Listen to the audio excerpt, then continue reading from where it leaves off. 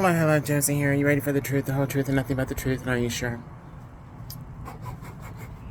Okay, here we go. When I attended church over 2 decades ago, the last time I attended a church, or what I considered at that time, my church and my so-called church family, one moment,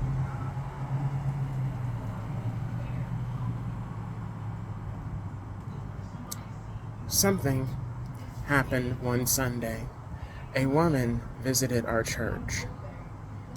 And this woman, while the pastor was, I want to say, closing out his sermon, this woman stood up, walked down the aisle, and looked dead at him and said, "You blasphemer, you child molester, you're a child molester, you blasphemer, you child molester." She just said that over and over and over again until members of the church, the deacons and whatnot, got her and removed her. And the whole time, as she was being basically pulled out, taken out,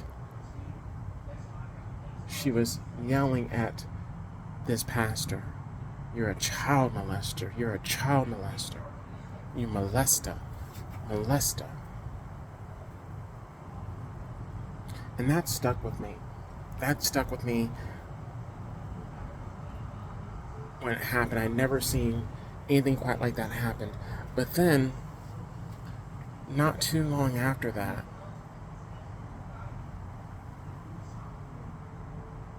a member of the church, her parents, got up and spoke, and they said and or stated what had gone on between their child, who was at the time 15 or 16 years old. I want to say 15 more than likely. 14, and don't even know how long it had been going on either. But that the pastor had been having sexual relations with their daughter.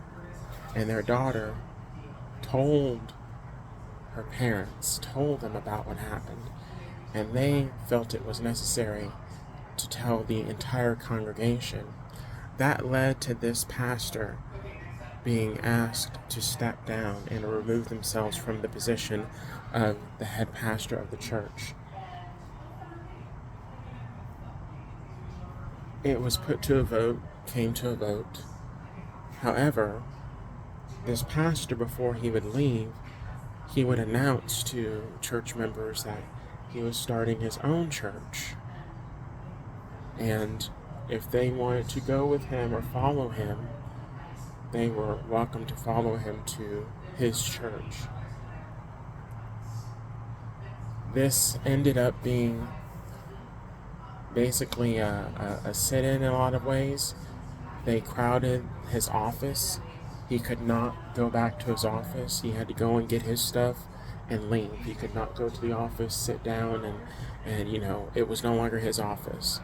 The church had taken it back over.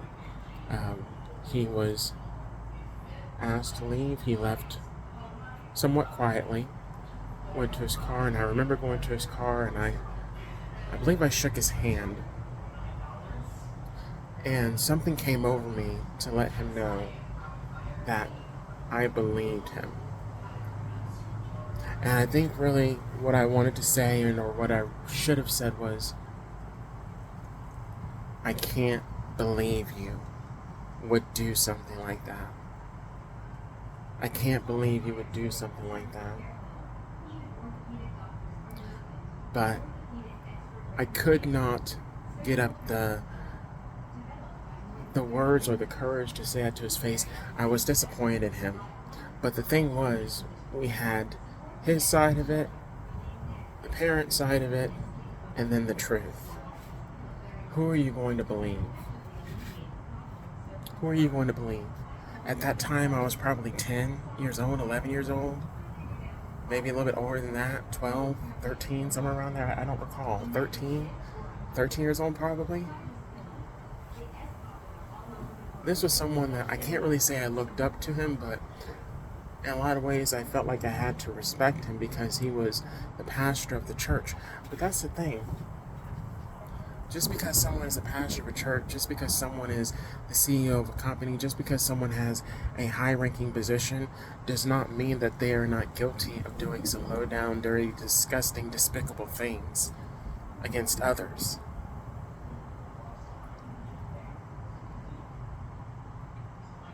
I would soon find out how he really felt about me, even though he had known me since a baby. You also have the attitude of individuals. They have the attitude of, my sin is not as bad as your sin, so I'm going to subject you to harsh treatment, and I'm going to judge you. I'm going to put you down because your sin is worse than my sin, and in the eyes of God, your sin is worse than my sin.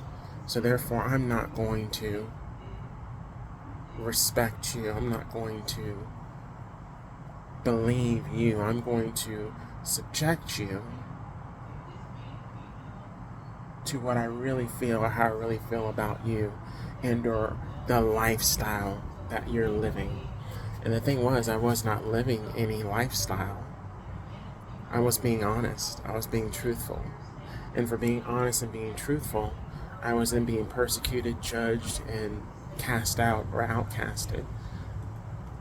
But for him, what he did, and he did it, what he did, he felt as if that was not a big deal. That was not a problem. That was not an issue. There are a lot of men, and not even just men, women, or people in power that think that their position, their title, their status gives them some kind of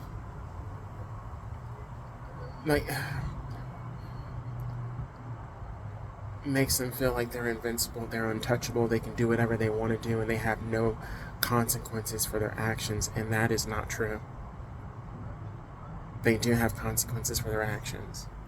And it doesn't matter if those consequences come immediately and or down the road. They're going to come back. You're going to have to deal with them at some point in time. And whoever you judged, mistreated, persecuted, belittled, outcasted, because you believed that they were sinning and that you were not, and or that you do not have anything to feel bad about, guilty about, as far as your actions in life and how you treat other people.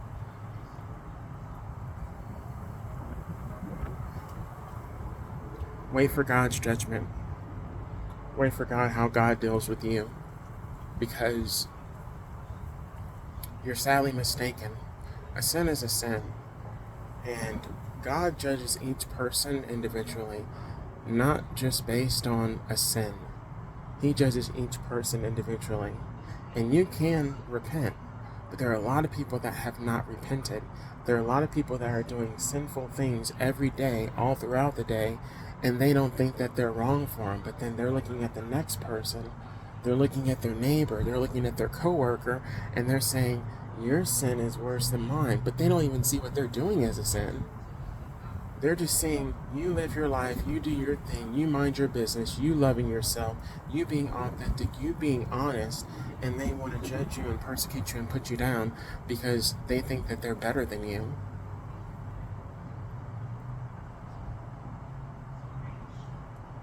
I will be really surprised to see how the cookie crumbles in these people's lives and if their attitude changes after they are judged, after they go through their trials, their hardships, their setbacks. The same trials and the same trials, the same subjection, the same mistreatment, the same abuse, the same toxicity that they sent towards us that they wanted for us. I don't know, and I don't think that a lot of them will be able to handle it. I don't think that they will be able to handle it. I don't think that they will be able to deal with it. I don't think that they will be able to even come back from it. And a lot of people don't when they are actually having to answer the consequences of their actions. Like I said, it doesn't always happen immediately. It doesn't always happen immediately. This can happen down the line, down the road of your life, in your old age, when it's your time, when your time is up. When God comes to you and he says your time is up, and you remember everything that you did, you got to make this right. You got to do right. You know, and you aren't any better than this person. You aren't any less guilty than the next person next to you. But with that pastor, a lot of the people that ended up going with him to this church, a lot of these people, what ended up happening, they basically told on themselves. A lot of it, yes, has to do with forgiveness. You should forgive. But a person in that position that abused his power the way that he did should no longer be in ministry.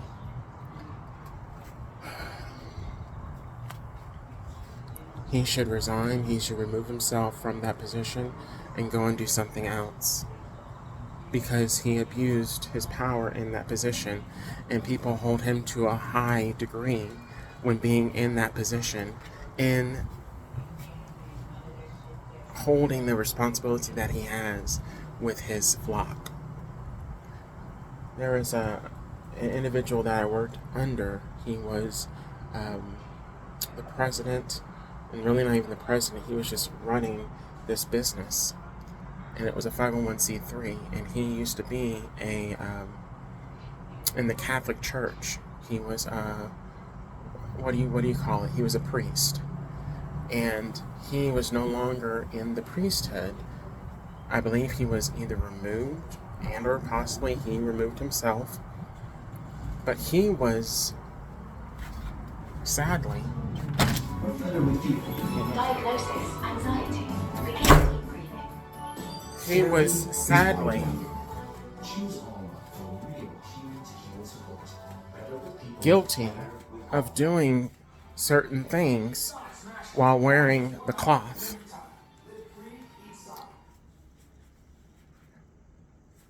He actually removed himself and or got kicked out, and then dived headfirst into a lifestyle which exposed him to an uncurable STD.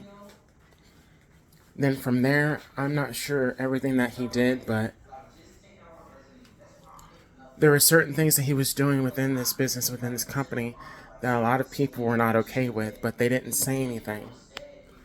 And it was a 501c3 charitable organization. They didn't say anything. They just removed themselves, especially towards the end when they realized that it was going under, it was going down. They were not going to be able to keep the organization afloat, and they're going to end up closing the store. And so what ended up happening is he decided to take it out on me. I was the one that was there to the end. He decided to take out his frustration on me as to why everything had basically blown up and or came to an end. And that was not right. That was not fair. That was not at all what he should have done to me. And God is dealing with him accordingly, just as he's dealing with that pastor. And I want you to know that he's going to be dealing with people like that are in your life, the hypocrites, the liars, the manipulators, the toxic individuals that think that what they're doing is not wrong, that it's okay and it's not okay. So you got to be okay with letting God have his way and doing whatever he needs to do to right the wrongs. They need to right their wrongs.